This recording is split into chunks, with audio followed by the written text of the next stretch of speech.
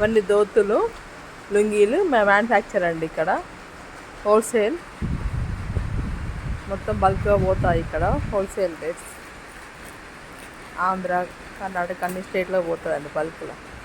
దోతులు లుంగీలు మేము మ్యానుఫ్యాక్చర్ చేస్తామండి.